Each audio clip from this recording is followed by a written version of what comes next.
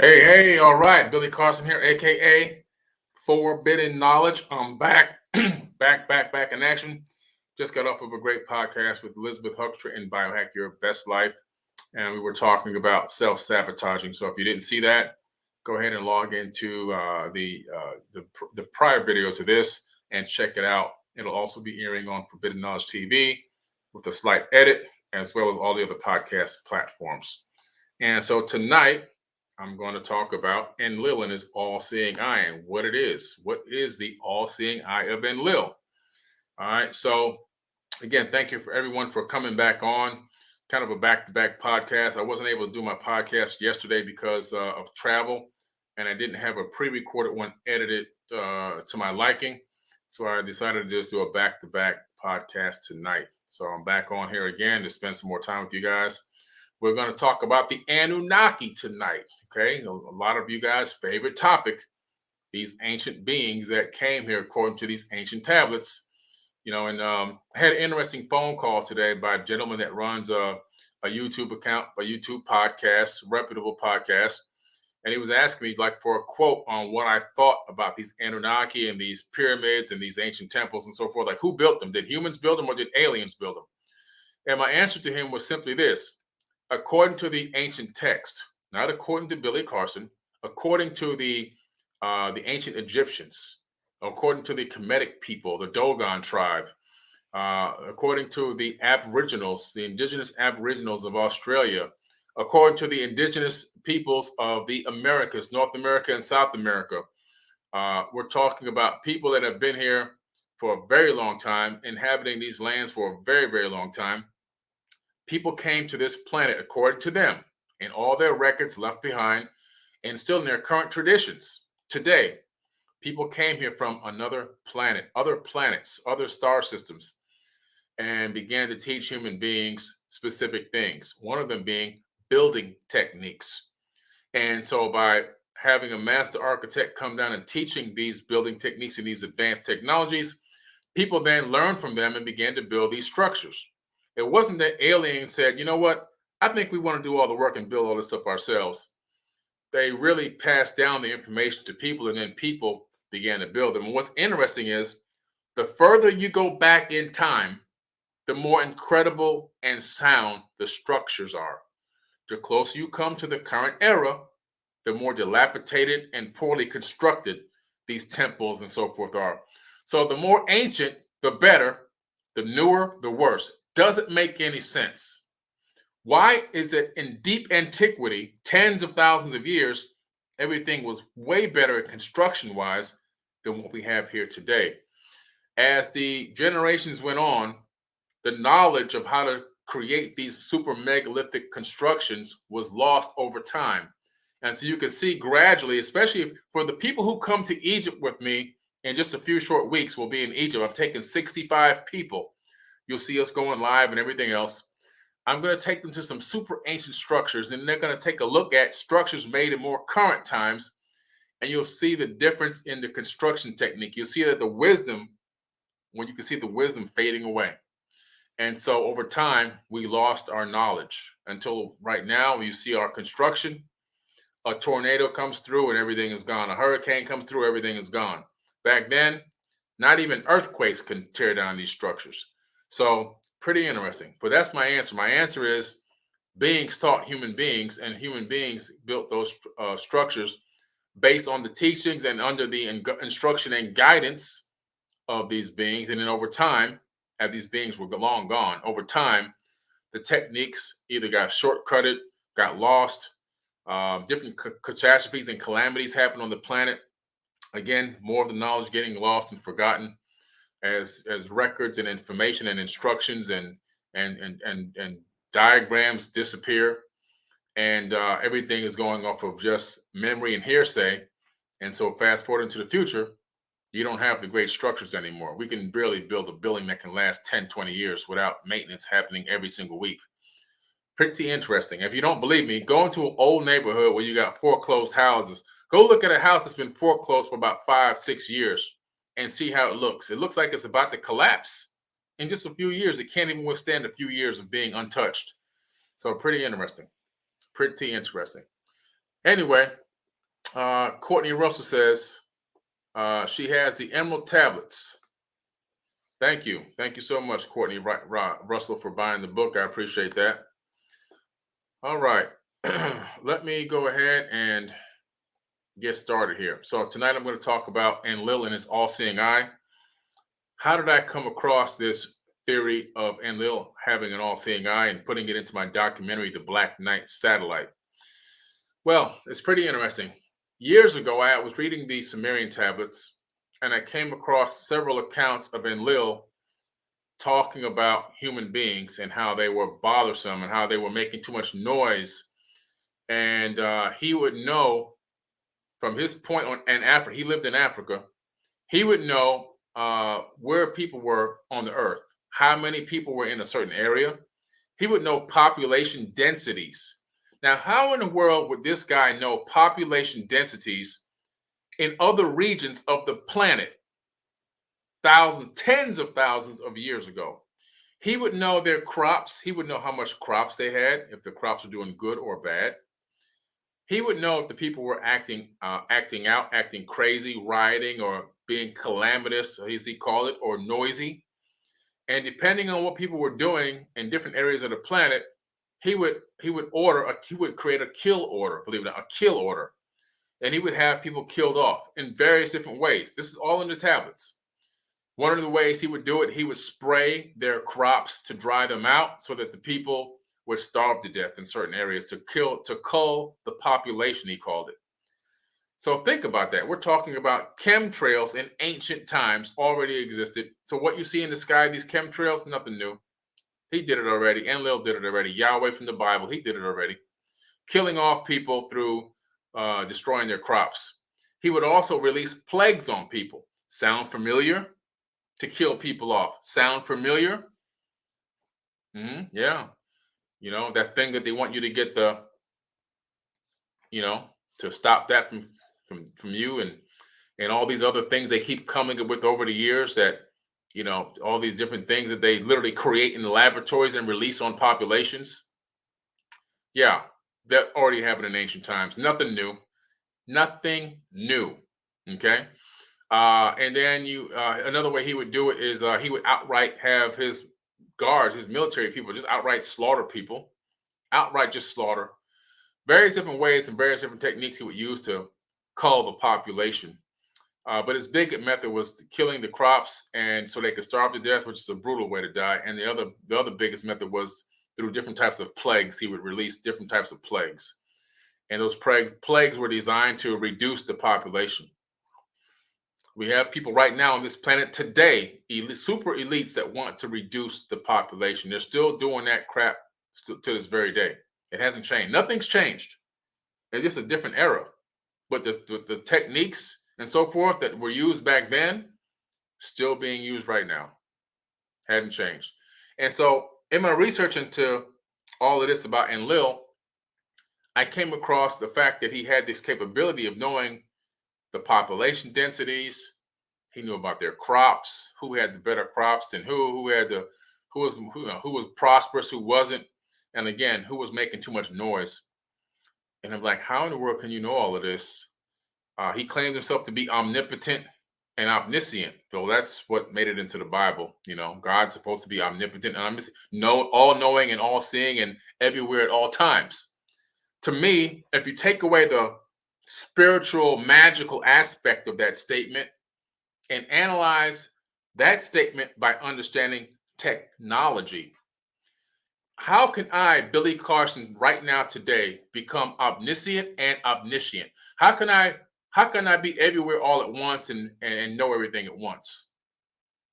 There's an easy way for me to do that today. Number one, I got a smartphone. This smartphone can give me everything, tell me almost everything I need to know, right? And then the second thing is the smartphone is connected to the internet, which is connected to satellites. And those satellites I can log into satellites all over the world, and I can see what's going on anywhere on the planet right now. I can tap into camera systems, public access cameras right now from my phone. My car, I drive a Mercedes-Benz. I have a Mercedes S-Class. I always keep an S-Class since 2002, one of the most incredible cars for everyday driving because they're so safe. What's interesting about the car, since 2013 through now, you can access the cameras, the street cams, the traffic light cameras. I can actually, there's an app in the car, built into the car, that will let me see, you know what? Let me see what traffic looks like on A1A before I go that way. I can actually physically see the cameras. I can turn them on. I can see live camera action in my car, cars going back and forth on the highway, and see which highways are crowded, which highways aren't crowded from my car. Giving me that omniscient ability. Between that and my smartphone, I now can see and know everything and be everywhere at all times. So you see, when you take the spiritual, magical sky daddy wizard with a magic wand out of the picture and analyze it from a technological standpoint, you begin to realize that we're talking about a guy who had technology. This is how he knew about this. The Sumerian tablets say he had something called the tablets of destiny. And these tablets of destiny would have communication capability. They would have capability of seeing images on the screen that let him see things happening on the planet. He can even transmit information back to his home world through these tablets of destiny. And he had control of some type of weapon through these tablets of destiny, which is why people tried to steal them. And they actually got stolen a few times. And it was said whoever had control of the tablets of destiny had literally control of everything in this galaxy. Pretty interesting. And so he had the tablets of destiny as well. These crystal tablets that can display all this information. What kind of tablet can display information today that looks like a crystal tablet? Well, it could be your iPad. It can be your cell phone, right? These devices that we have right now, very similar. And so on my device, I was in here earlier, it was getting hot in this room, and we finally figured out which controller, which app it was to control the air conditioner in the room.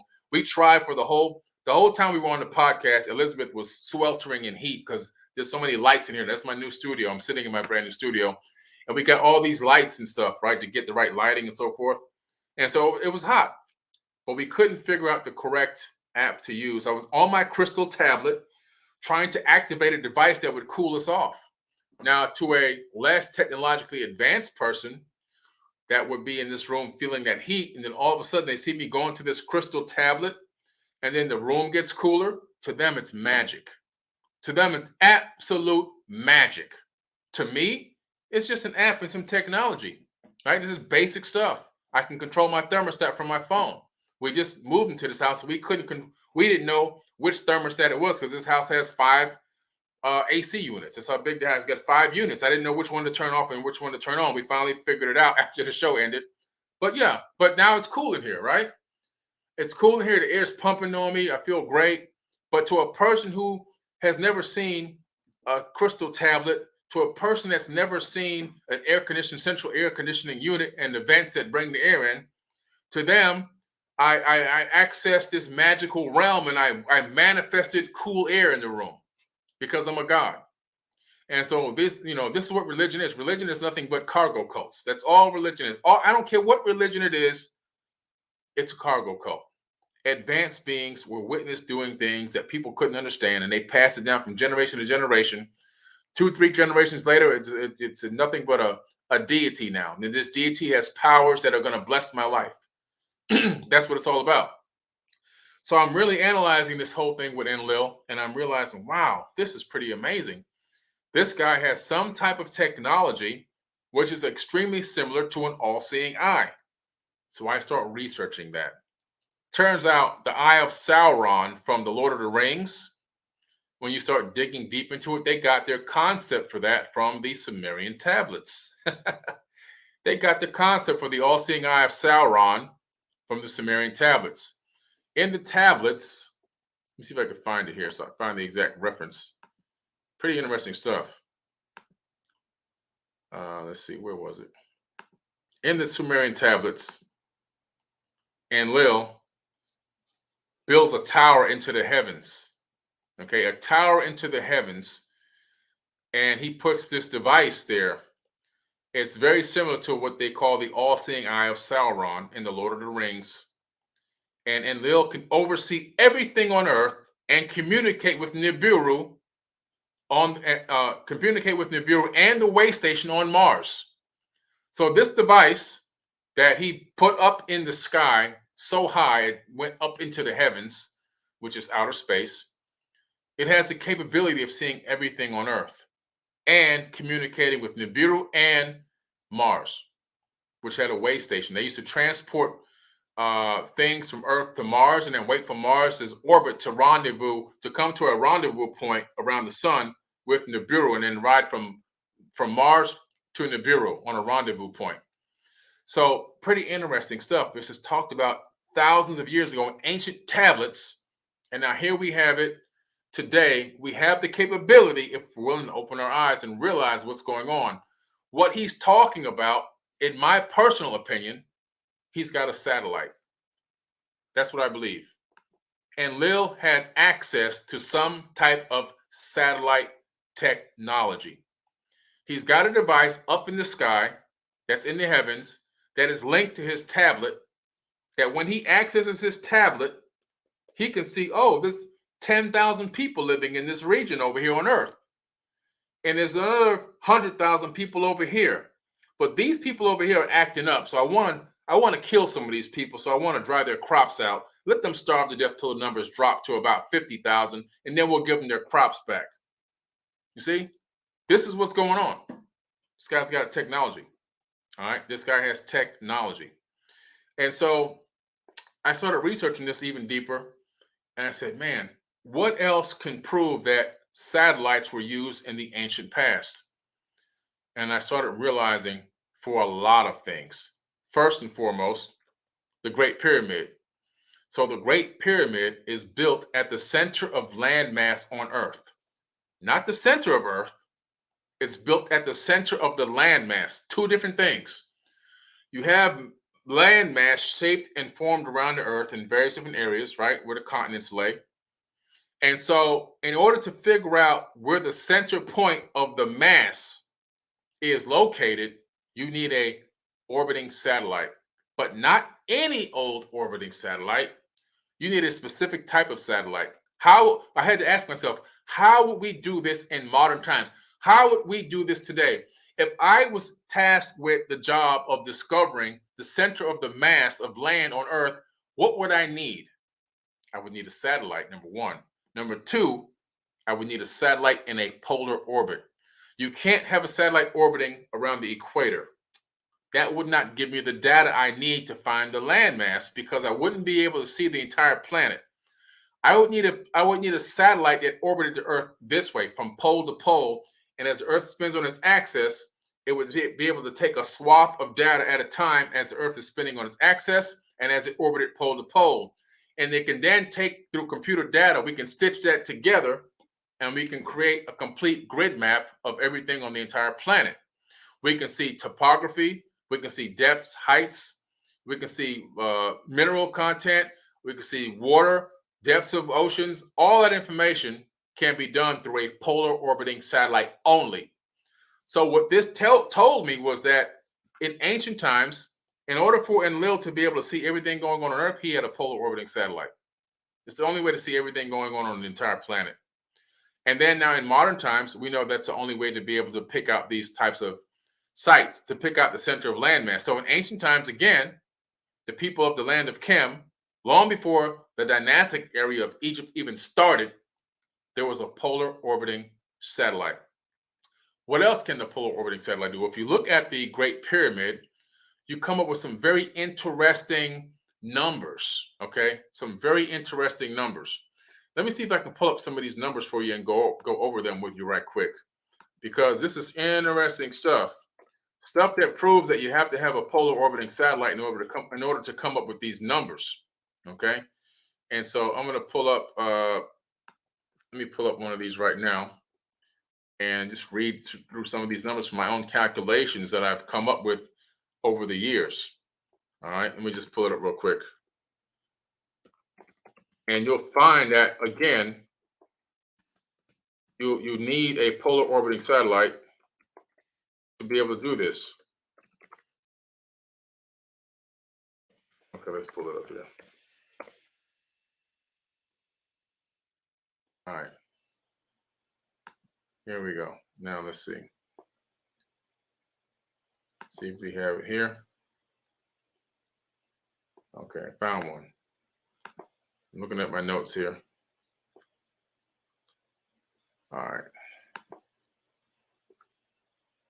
So now with the Great Pyramid, the tropical or calendar year, the length of the base is 9,131 pyramid inches, measured at the mean socket level, or 365.24 pyramid cubits, which is the number of days in a year. The perimeter. Now, in order to know the number of days in a year, you need to understand understand orbital cycles. The perimeter of the base divided by 100 equals 365, the number of days in a year as well. So you can calculate the number of days in a year by the stones in the Great Pyramid, the dimensions of the Great Pyramid. Okay. You can calculate the tropical year. You can calculate the sidereal year. The length of the antechamber used as a diameter of a circle produces a circumference of 365. Again, this is all built into the way that the pyramid was constructed. It's built to tell us now in this modern time through mathematics that these people were super advanced and they knew everything already. So here's something very interesting.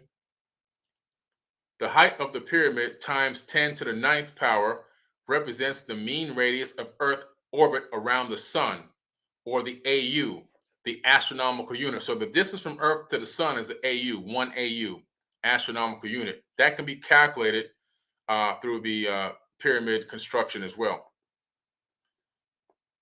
Now, the question here is, how do they know what an AU is? How do they know the distance from the Earth to the sun? You need technology to learn that. You can't detect the distance from Earth to the sun just by looking with your human eye. You need technology to be able to calculate that. They were able to do that tens of thousands of years ago, as I believe the Great Pyramid is at least 36,000 years old, at least, in my opinion, at least. The mean distance to the moon is the length of the Jubilee passage times 7 times 10 to the 7th power. That equals the mean distance to the moon. Incredible. Here's an interesting one. The sacred cubit times 10 to the 7th power equals the polar radius of Earth and the distance from the North Pole to Earth's center. All this can be calculated by the way the pyramid was constructed. But to know these outcomes and to know these different distances and everything else, you need to have already had a satellite orbiting the planet to make these, to know the knowledge to then create the structure and build it into the structure. You had to have foreknowledge. In other words, you had to already know what you're trying to create, what you're trying to mathematically create in the structure before you even build it, before you even lay it out to be built. All this knowledge already had to be known. This is known information. Okay?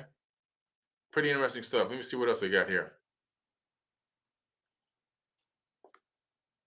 Earth's mass. The mass of the pyramid equals the volume times density equals 10,339 823.3 cubic bits. So you can actually calculate the mass of the planet Earth itself, not just the shape, but the mass of all the land in between the diameter of the planet. You can calculate that from the pyramid. The pyramid inch times 10 to the 8th equals the speed of the Earth around the sun. So you can calculate how fast Earth moves around the sun based on the construction of the Great Pyramid. All this takes foreknowledge. You would have already had to be able to observe technologically and calculate the speed of the Earth around the sun before you then decide to go make a structure like a pyramid and build that information into the structure. This is advanced knowledge. This is advanced wisdom that, in my opinion, requires technology. That's my opinion. And so I believe they had this technology. And so Enlil's all-seeing eye, I believe, is the Black Knight satellite, which is why I did the documentary. And so the deeper I dug into this, the more I looked into it, the more I began to realize a lot of structures on Earth that have these astronomical calculations and crazy star alignment from stars that are, 100 light years away, 1,000,000 light years away, and all these crazy, outrageous numbers. I realized it takes technology. And one of the technologies that they had was a satellite orbiting in a polar orbit. Now, what's interesting is We couldn't do a polar orbit until more modern times. We just learned how to put satellites in a polar orbit. We just learned how to do that. The Dogon tribe knew about Sirius B, and they knew about this in ancient times. They knew about this long before we even had the capability of creating observatories. They had a verbal handed down history for thousands of years that the Nomo came from a planet that orbited Sirius B, which is a star that ran out of fuel. They came to Earth and they began. These are Nomo are Anunnaki people. They came to Earth and they taught them the orbital periods of their trinary star system, Sirius. They taught them all the information about the planets in our solar system, the shapes, the sizes, the colors, and the orbital periods. I'm sorry. And so they had all this advanced wisdom they claimed they got from the Nomo. Okay. And they still have that same exact history till this current day. These Nomo taught them about Adinkra codes. And they would then take these Adinkra codes and they would create different patterns on clothing, material, and even in construction. And these Adinkra codes are actually codes that are the mathematical codes that make up space-time, the ether of space-time itself. And that was recently discovered, that the codes that the Dogon have been writing down on different types of clothing and materials and blankets and so forth, and in caves and etching into stone, those are the codes that create the ether of space-time itself. Now, those are the program codes of the matrix. They know the program codes of the actual matrix. And this was proven by Professor James Gates Jr., who discovered that these Adinkra codes are mathematical codes that are called error-correcting codes, and that these error-correcting codes, after analyzing them, are the same exact codes that predict the operation of how the flow of the universe actually functions. In other words, the underlying basis of the functioning of our reality are Adinkra codes that the Dogon tribe holds sacred and knew all about for thousands of years. And they knew about a star that we couldn't see till modern times for thousands of years. And they've passed it down, this verbal handed down history, for many, many generations. So the fact that this information can be passed down, this knowledge and wisdom can be passed down over many generations, is not a secret. It's not a mystery. We know that for a fact, that these kinds of things actually happen. And so this all-seeing eye and the information that it was able to use to calculate, to create things like the Great Pyramid and many other ancient structures all around the planet, to me, it's our time to learn about it. It's our time to wake up to the reality that there was a more sophisticated, advanced civilization here on this planet long before we ever existed, long before Homo sapien existed. And now we're just beginning to realize or rediscover what was already here. And so this all-seeing eye is pretty amazing because it ties into a few other things. So this Black Knight satellite was detected by a signal coming from the Black Knight satellite was detected by Nikola Tesla. Okay, Nikola Tesla in the early 1900s. And he actually made a statement that he thought that these signals, and I remember at that time, there should have been nothing making any kind of noise in space. Nothing should be, no information was being transmitted yet on this planet. He thought that these signals were coming from Mars. See, Tesla was working on radio communications back then. And he started picking up a frequency, a signal coming from something. He thought it could have been an alien civilization living on Mars. Actually, it was the Black Knight satellite giving out the signal. The frequencies that he recorded are the same exact frequencies recorded in the 1950s by two ham radio operators, which made mainstream news. They had detected this signal. They had begun to decode the signal. It was giving the location of a star system called the Epsilon Bootis, and a constellation. And then in 1960, another astronomer who was a writer for Time magazine, Duncan Lunan, he actually then decoded the signal as well. He wrote about it, and it made Time magazine in 1960. Interesting. So I'm saying, man, this is pretty interesting stuff. This is like multiple sources getting the same signal, and the translation of this signal coming up virtually almost the same. They were talking about the Epsilon Boötis constellation, but where it was in the sky potentially between 11 and 13,000 years ago, based on precession of the equinoxes. So this thing could be super ancient. This device that's up there orbiting our planet in a polar orbit, which shouldn't even be able to happen for thousands of years, could be about 11 to 13,000 years old. So I said, this is pretty interesting. So this device that's up there could be the all-seeing eye of Enlil. I said, let me look a little bit deeper. What does Enlil have to do with Epsilon? So I start digging and digging and digging, and I find out that Epsilon is actually owned, according to the Sumerian tablets, Epsilon is owned by Enlil. Yeah, he owns it. It's his constellation. The star Bootis is his star, meaning he probably comes from that sector of the galaxy. He probably came from a planet that orbits that star. Enlil, Mesopotamian god of the atmosphere, and a member of the triad of gods, the original, this triad. There was three of them. It was Enlil, Enki, and Anu. That's the Trinity. That's where the Trinity actually originally came from. Let us make man in our image. That was said by Enki, his brother. That wasn't said by God. That wasn't said by the creator of the universe that you think said it. It was said by Ea Enki, the person that the earth is named after. Ea is his first name, Ea. Ki meaning earth. That's the ancient translation into earth. Earth is named after this Anunnaki. So if you had any doubts about who the Anunnaki were, the planet you're on is named after one of them. And Enki is the one who said, let us make man in our image. That made it into the biblical text that came from the Anunnaki. Enlil's brother. Enlil meant Lord, wind. Both the hurricane and the gentle winds of the spring were thought of as the breath issuing from his mouth and eventually his word or command. He was sometimes called Lord of the air. He was also called Satan, the Lord of Eden. Sound familiar, guys? Sound familiar? In the Bible, he's known as Yahweh. Sound familiar?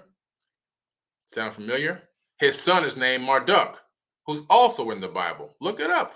Marduk. Who's Marduk? His other name is Amun-Ra. And he's the one who said, when you say amen, anytime you give thanks, you say amen. You give thanks to me. So that's where amen actually originates. It originates from Enlil's and Enki's bloodline. And you're saying thank you to these Anunnaki every time you say amen. That's a whole nother podcast though. But anyway, pretty interesting. So I was looking into this and I found that the constellation itself, or the constellation itself and the star, was attributed to Enlil, and that he had ownership of the Epsilon Bootis constellation, which is pretty interesting. So I said, wait a minute. We have a being who has the capability of seeing everything happening on the planet at once. Okay.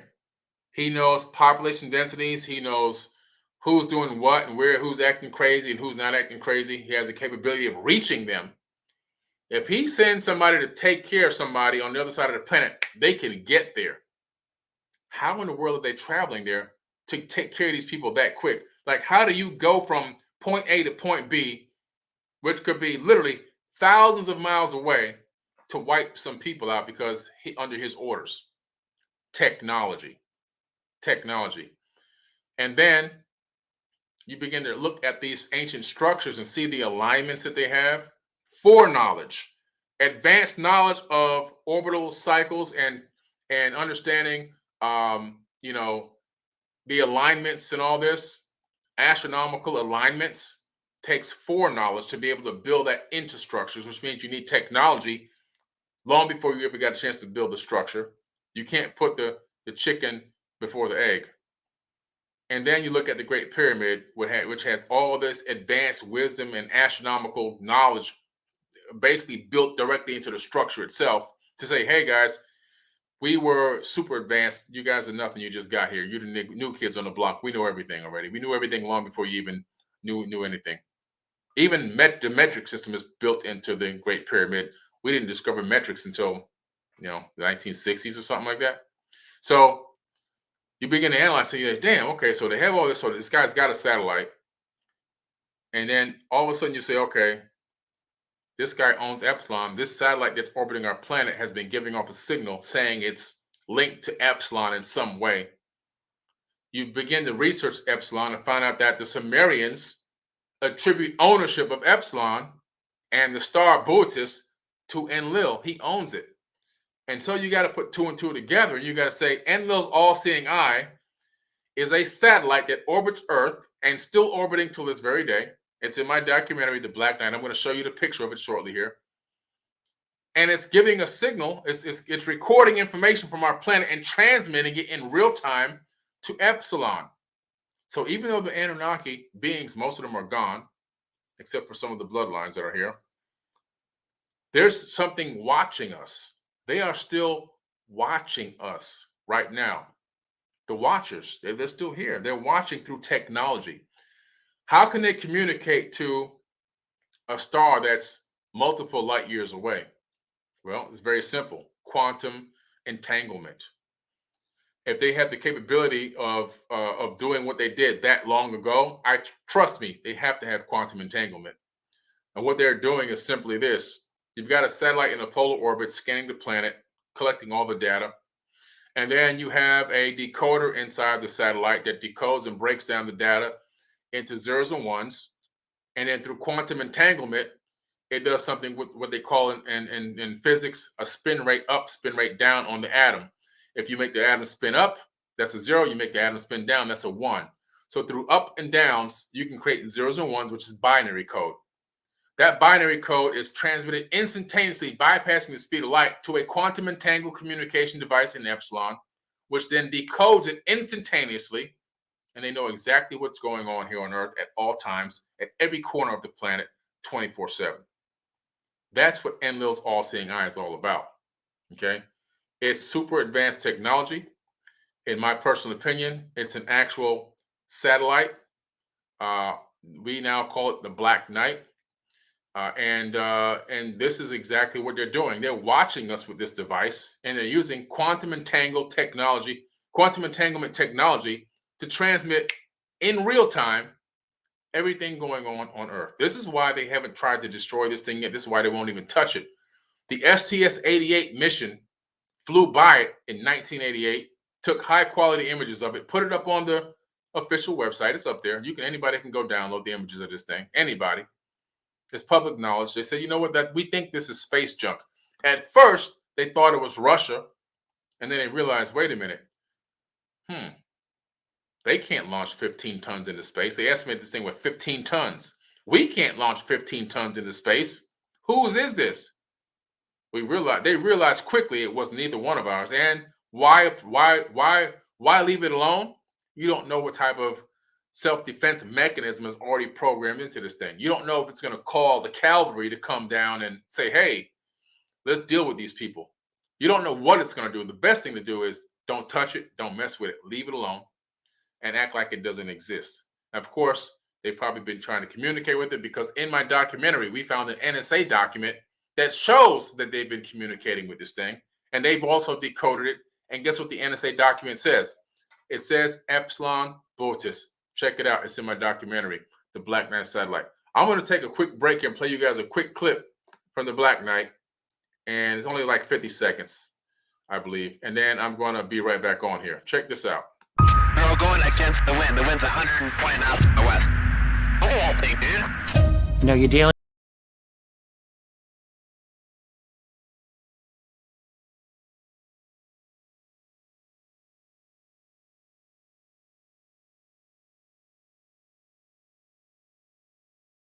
This is something that is intelligently made.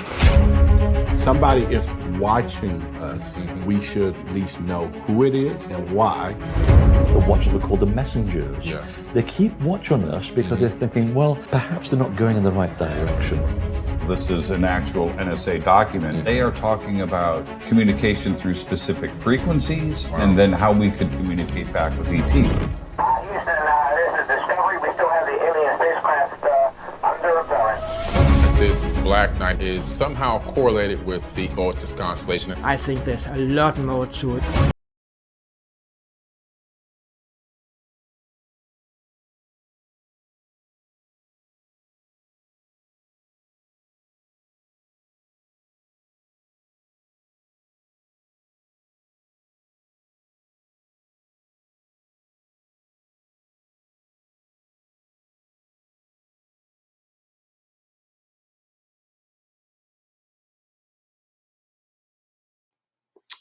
Guys, that's the Black Knight satellite documentary. I'm not sure if you haven't seen it yet. It's available on Forbidden Knowledge TV, okay, exclusively. And I'm going to give you the link to it again right here. It's really simple. It's only a 3-letter website, 4bk.tv. Just drop the link in the chat. You can go there. There's over 6,000 shows. You can actually sign up for a free trial, and you can watch the Black Knight satellite documentary for free on the free trial. If you like it, stay on board with us. We got a lot of great shows and new shows and documentaries and movies coming out every single week. Stuff you'll never see on YouTube or any other social media account. Full shows, okay? Full shows. So check it out. If you've seen the Black Knight satellite documentary and you liked it, say something in the comments. Drop a fireball or something in the comments, or a heart or something if you saw it already. It's like our #1 streamed show right now on Forbidden Knowledge TV. And it's absolutely amazing. I put a lot of work into this. It was 3 years. It took me 3 years to get this thing done. And we finally got it done and put it out. And it's amazing. It's doing phenomenal. I submitted it to some to some of the places where they can review it to see if it's worthy of any awards. So I'm just waiting to see what happens now. We'll see if they deem it worthy of any awards as an independent film. So we'll see what happens there. But I put a lot of effort and energy into the Black Knight satellite. Thank you for everyone who has seen it. Put a lot of work into this thing and a lot of money to produce it. To get all these people. I got quantum physicists. I got theoretical physicists. I got scientists, astrophysicists, spiritual people. I got people in the UFO field. I got people into the ancient civilizations area who were experts in ancient civilizations. I wanted perspectives from every single person on this thing as I began to realize, that this Black Knight satellite is Enlil's all-seeing eye.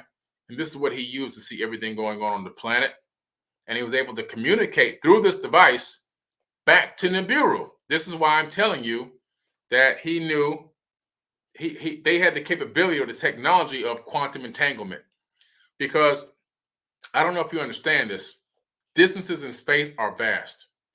If you were actually, let's say you were in a spaceship out by Jupiter right now, and you wanted to send a message back to Earth, it would take about 3 months for that message to get back to Earth, and then about 3 months for the message to get sent back to the response to get sent back to your spaceship. That's traveling at the speed of light. And so that information is traveling fast, but it's really traveling very, very slow.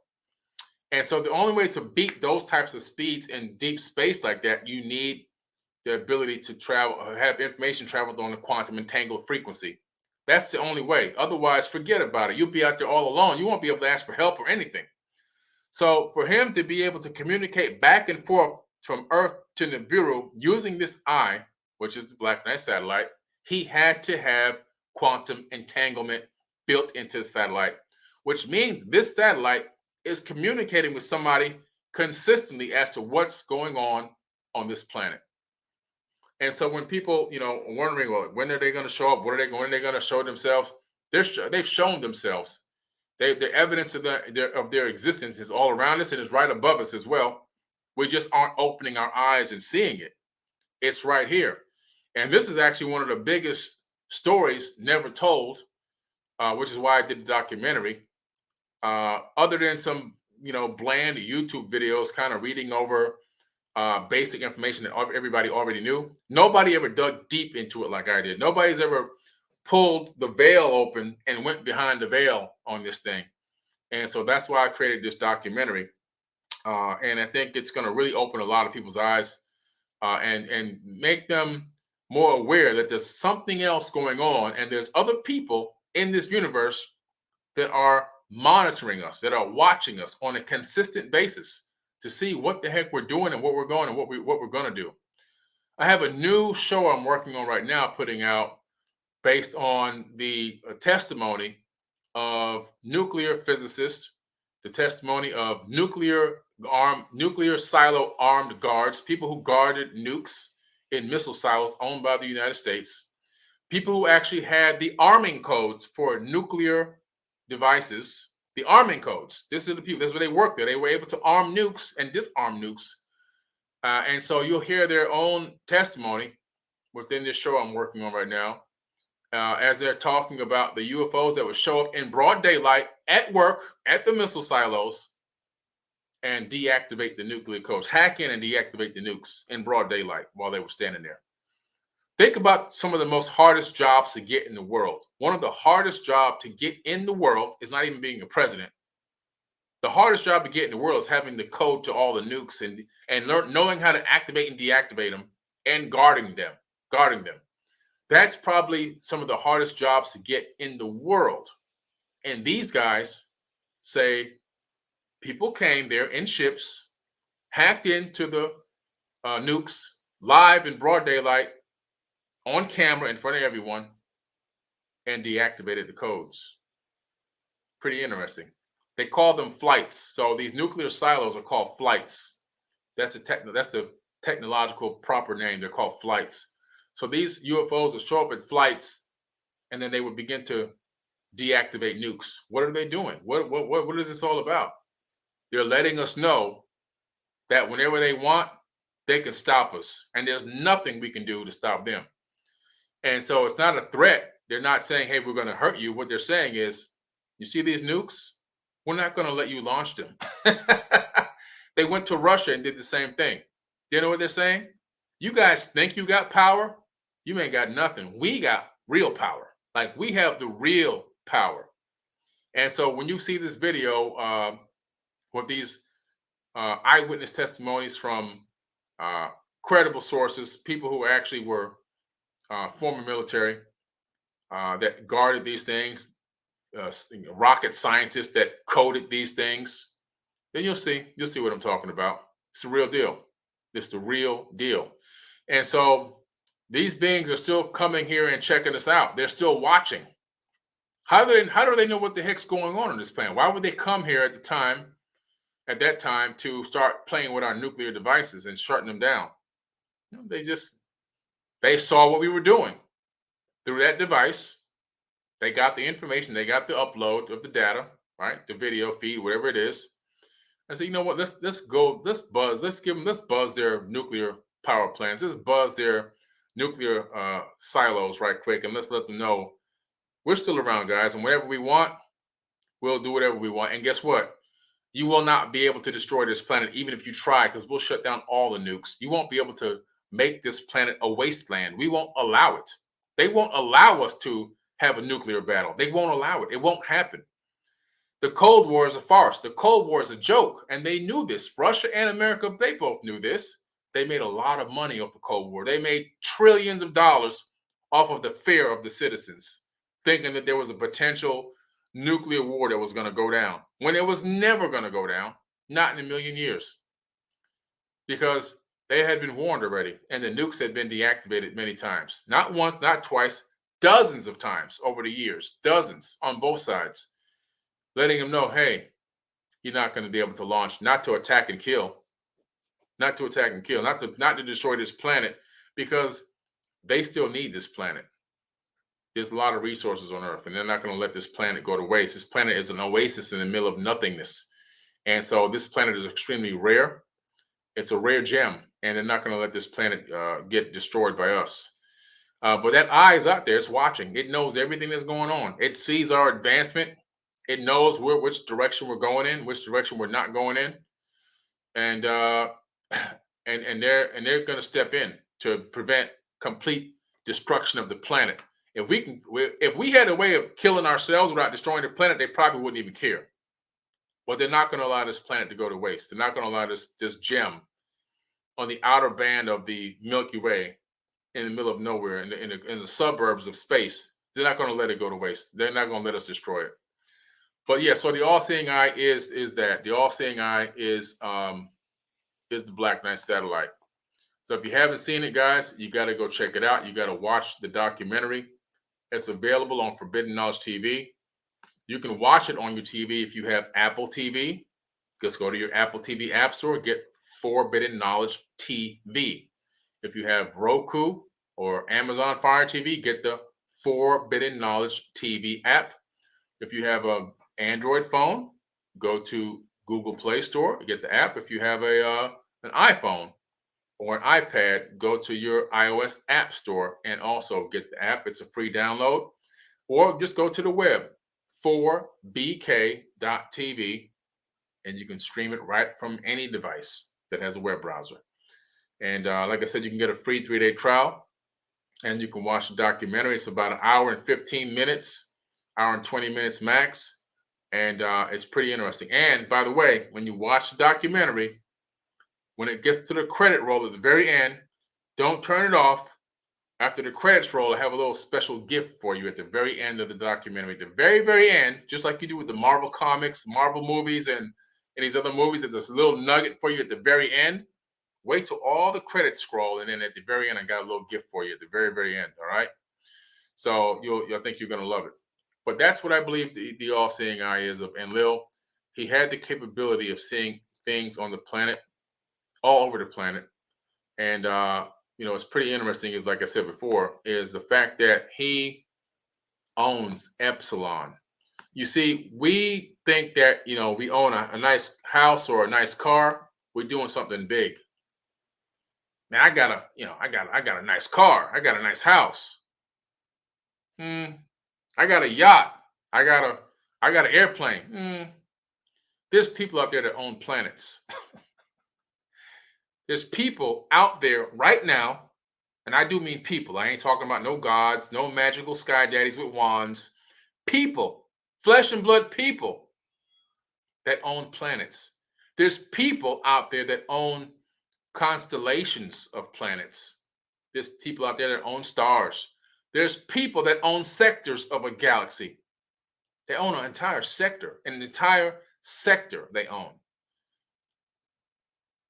I'm trying to tell you, there's levels to this game. Human beings, what we know as humans, Homo sapiens sapien, new kids on the block. We just arrived. Less than a blink of an eye. 200,000 years on geological timescales is less than a blink of an eye. We know nothing. We know zero. We know nothing. We just learned how to tie our shoes, and we can't do that too good either. We can't even tie our shoes that good. I see people with shoelaces out all the time. We can't even do that. We can barely take a good bath. And people walking around with stink booty. We just got here, guys. We just got here. We know nothing. We can barely wipe our mouths and wash our hands properly. There's people that have been here in this universe for millions of years ahead of us. Now think about this.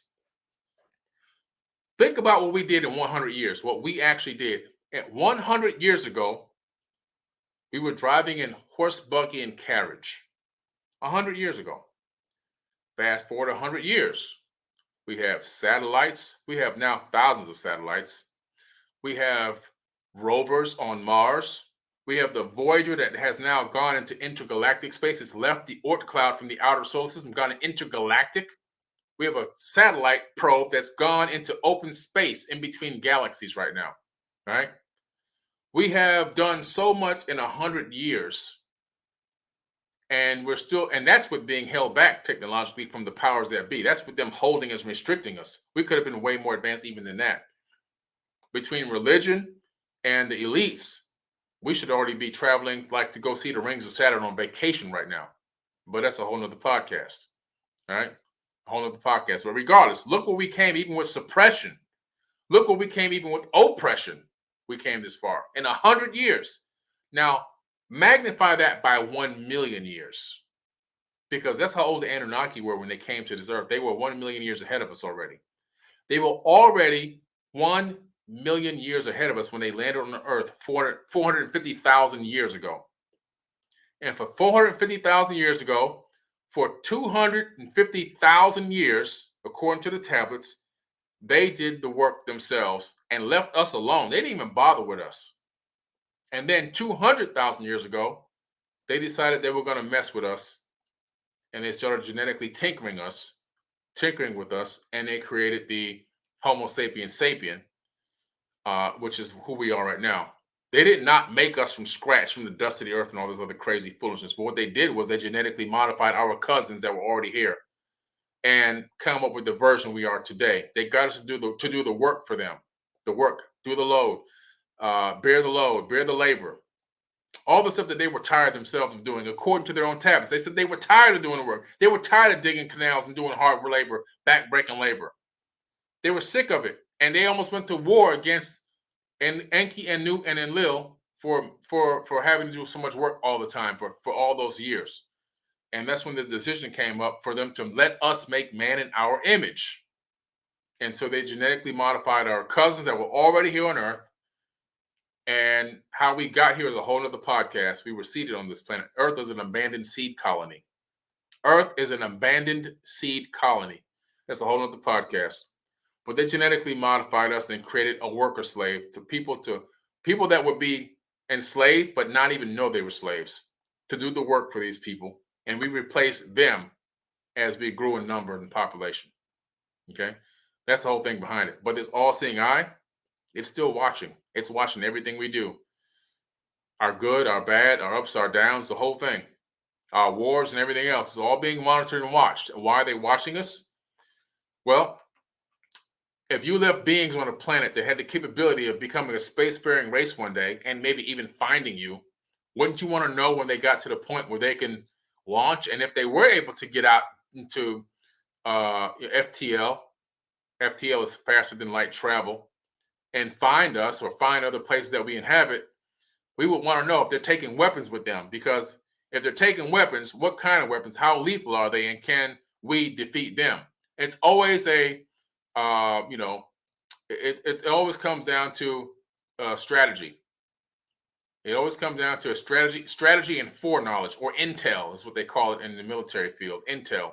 You need intel, good intel. Good intel will keep you on top for a very long time. That's why the United States is on top right now. The United States is on top because of good intel. They have intel, spies, technology, satellite tech that they use, hacking tech, all the stuff they use to stay on top. They know what's going to happen before it's happening in a lot of cases. And when something happens and they don't do anything about it, trust me, guys, they let it happen. If something happens and the United States doesn't do anything about it, that means they actually let it happen. All right, that's the other side of the whole coin. But these beings have that eye up there, and they're still watching, and they know everything we're doing, and they're waiting to see if we're going to advance to a species that's going to become enlightened to travel in space, or are we going to maintain the dark side before we travel in space? Are we going to take weapons with us? And how lethal are those weapons going to be? And based on that, maybe the deciding factor whether they have to stop us or let us go. And I'm hoping that we don't make the decision to take weapons into space, because that would be a bad move for us, because those weapons won't be good enough to do any real damage to anybody that's a million years ahead. The only thing it would do is do damage to ourselves. So hopefully, this is a big hope. That's not the ultimate plan. If we can continue to talk to people, continue to wake people up, continue to get people in positions of power that become awakened, we won't have the issue of what we're going as a species on this planet and off the planet. The last thing we need to do is to be a threat in space. As a young spacefaring race, we won't have the capability of fighting off anything that's out there. And I don't think that they're going to come and threaten us. I only think that if we threaten them, well, then they got to defend themselves. And we don't want to put anybody in that position. So hopefully we wake up. I truly hope that we wake up. Enough people wake up on this planet before we even get to that point. But that's what I wanted to talk to you about tonight about, guys, the all-seeing eye. If you haven't seen the Black Knight satellite, I want you guys to, take a look at it. I see a lot of great comments in the chat. I see a lot of people who actually saw some of the work that I've done, saw the documentary. I appreciate every single one of you guys. Thank you for taking a look at it. I'm going to drop the link in the chat one more time before I get out of here. It's 4bk.tv, and watch the Black Knight satellite. Type it in right now on 4bk.tv. Get the free trial. Watch it. You're not going to regret it. It's going to be an amazing 1 hour and 15 minutes. You're going to love it. When the credits roll, wait till the very end. I have a special little nugget for you at the very end of that documentary. I think you're going to love it. All right. Guys, thanks a lot for coming on tonight. Thanks a lot for spending some time with me and giving me an opportunity to rant on the all-seeing eye of Enlil. I'll be back again very, very soon. We have a lot of new podcasts out right now. What's the Big Secret by Roderick Martin is doing phenomenal. Shout out to Roderick Martin. He's doing a great job. Make sure you watch his new show on Forbidden Knowledge TV. His new show is called What's the Big Secret? It's an actual TV show now. Not just a podcast, it's a real show. You got to check it out on Forbidden Knowledge TV. All right? All right, everyone. I love you guys. Appreciate y'all. And I'll catch y'all later. Peace.